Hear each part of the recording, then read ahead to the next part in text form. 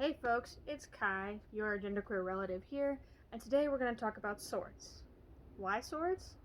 Well, because I love swords, and because what you might not know or realize about me is that I was actually a professional stunt person for a number of years, doing combat theater, in fact, which means theater with swords. Live combat. Now, a couple of things about this. First of all, that was more than 10 years ago. So I will not be doing any stunts on camera. I have not been actively fighting in a while, so that means that I will not be showing off by doing a whole bunch of twirls and tricks. However, I will tell you a little bit about swords and things that I love about them. Now, first of all, I'm going to show you some daggers. Now, first, I'm going to use these daggers to show you how you can tell whether or not a sword or a dagger is a real solid piece of equipment or if it's a showpiece. Now, you can probably look at this one and tell off the bat that it's a showpiece. It clearly has some elaborate Celtic knots on it. I love it. It's beautiful. It's also a piece of junk. And I will show you. It has a mock sword grabber here on the hilts. And then there's this other one that looks like it would be a little bit more of a piece of work. It has a very solid brass handle, and it appears to go all the way through, which of course it does not. And it's very sharp and pointy. Here's the thing about both of these. Listen carefully as I bang them together. Do you hear that loud ting sound?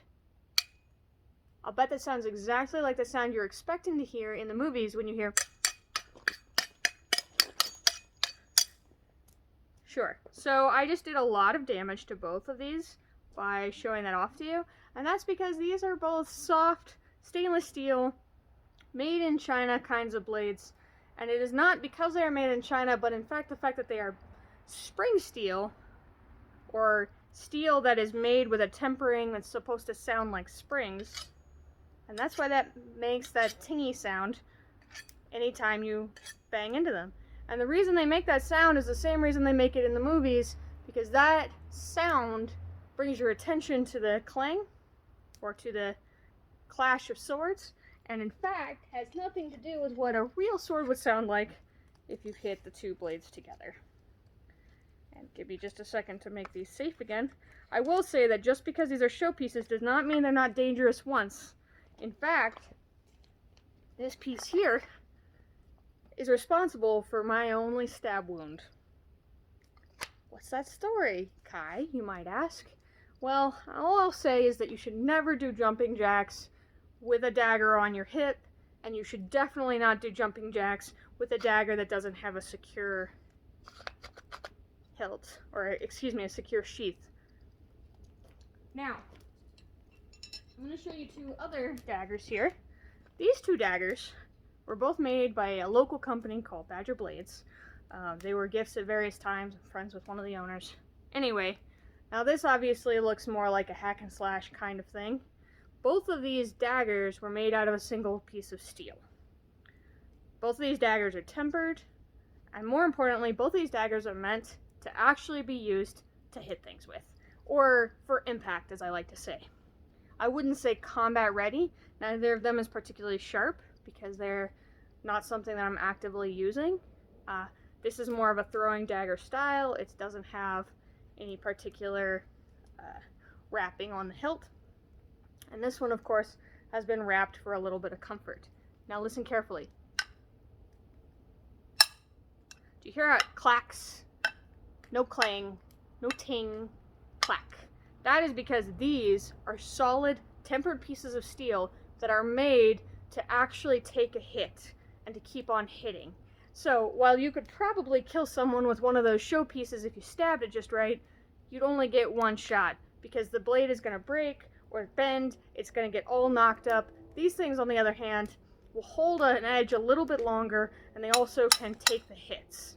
So if you're trying to figure out whether or not a piece that's claiming to be combat ready is in fact combat ready, take another piece of metal like a spoon or something and hit it and see if it tings. If it does, it's actually made out of a spring type steel. You can see that my little fire behind us is getting kind of ragey. Hopefully I don't catch myself a little spark while I'm doing this. Anyway, now I'm going to talk about full-size swords. Now here is a lovely piece of garbage showpiece. It's very pretty, as you can see. However, just like the sword I just showed you a minute ago, it's a piece of stainless steel. It is very shiny. Very, very, very shiny. And that's because it's basically, stainless steel is polished steel. It's got a little bit of surfacing on it to keep it from rusting and to keep it from showing blemishes as long as it doesn't get dinged.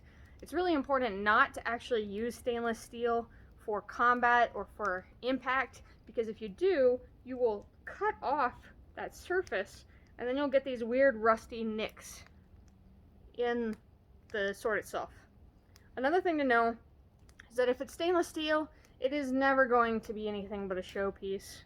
It's extremely likely that you have inside the handle here a very tiny piece of metal that just, maybe it goes to the end, maybe it doesn't. If you are traveling a lot in circles of people who think they know what they're talking about, they will babble on and on about full tang weapons.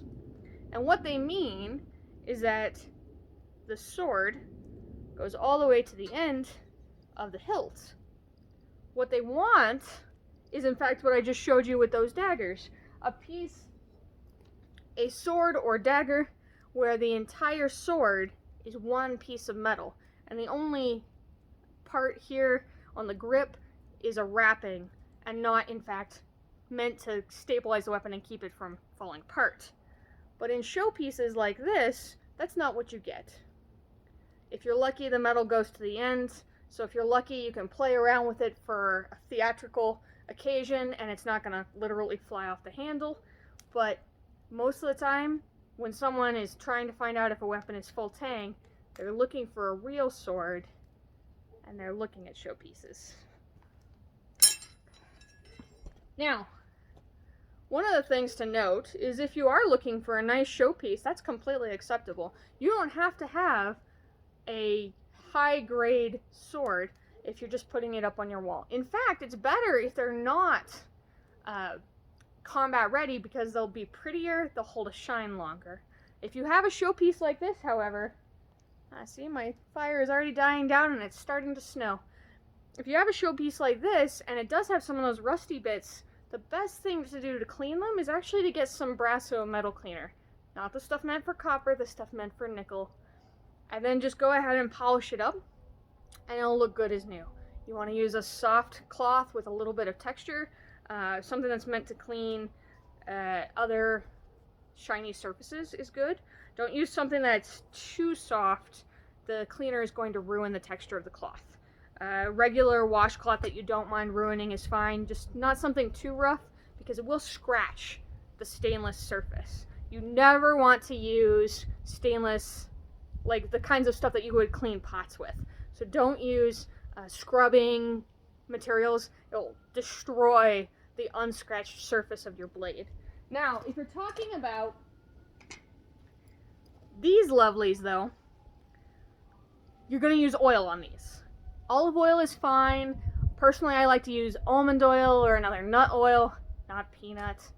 But you just need to get a soft cloth and polish these neatly. You are not sharpening them with the oil. You are polishing them, keeping a thirsty blade from getting too dry and brittle. And also, if you have sheaths, it'll make it slide in and out of the sheath a lot easier.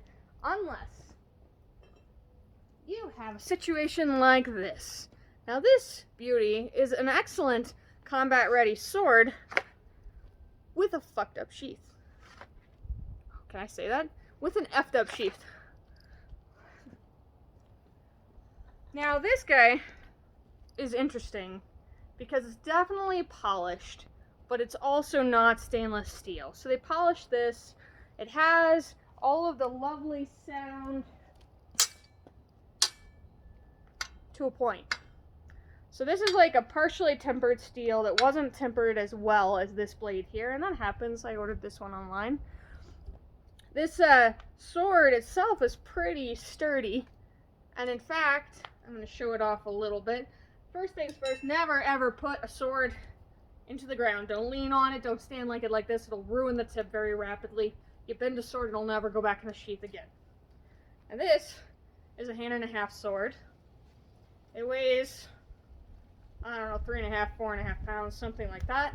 The ones that I trained with were made of heavy spring steel and made not to hold an edge, but to take a lot of beatings in the stage. So instead weighed more like 8 pounds. So this is like a real fighting weapon, is a little lighter weight than the ones that you would use in theater when you're doing actual combat, because you want it to last. The thing about 1.5-hand sword that I love is they're a good length for someone of medium height or a little bit shorter. Much shorter than me, and it'd be tough for you to wield this. But I also love it because if you're not strong enough to wield it only one-handed, you can absolutely use it two-handed. And if you're strong enough to wield it one-handed, you can switch back and forth. I enjoy a good pommel. I like having the variability of being able to use it for leverage. And of course, if you're short, you can absolutely put a 1.5-hand sword on your back. For visibility's sake, they're useless as far as drawing it that way. Now, as far as swords go, for visual aesthetic, I absolutely love the idea of using a dagger and a broadsword. In reality, most of the time, I would use a broadsword in each hand, because I am short, and reach is the only thing that matters in a real fight. There's very little chance of someone getting in and getting a good shot inside with a short weapon like this, unless you're very good at throwing and they're not paying attention. As far as long swords like this, they're very much for hacking and swinging wide. They're not for stabbing, even though they do have a point. Lots of very showy things where people get stabbed in movies with big long swords. It's not happening. It's just not happening. You can't stab somebody with any kind of appropriate motion. The only reason you would go like this is if you were charging them and it was a death throw. You're gonna die. Charge somebody with a broadsword and you open yourself wide open. That being said, though, I do enjoy the aesthetics of two big swords. Now, as I said, this sheath is royally messed up. That's due to a couple of teenagers playing with it, and the sword is not bad. The sheath is kind of cheap. It's wood with glue and foam inside to make it the right shape. And the kids thought they were going to get caught and tried to put the sword back in and messed up the tip, and now it's never going back in the sheath properly again. So now you know. Anyway, that's swords. I suggest that if you are interested in finding a proper sword fit for yourself, that you look into like what feels comfortable weight-wise in your hands. There are lots of practice swords out there where you can get a melamine or basically a polymer sword that has about the same weight as a metal one, and you can try out different lengths. In general, I would say it's probably fair to say that most people don't want a sword that is much longer than the length from the middle of their chest to the tip of their fingers. So if you're extremely tall, a claymore is for you. If you're extremely not tall, maybe you should look at a long sword or shorter.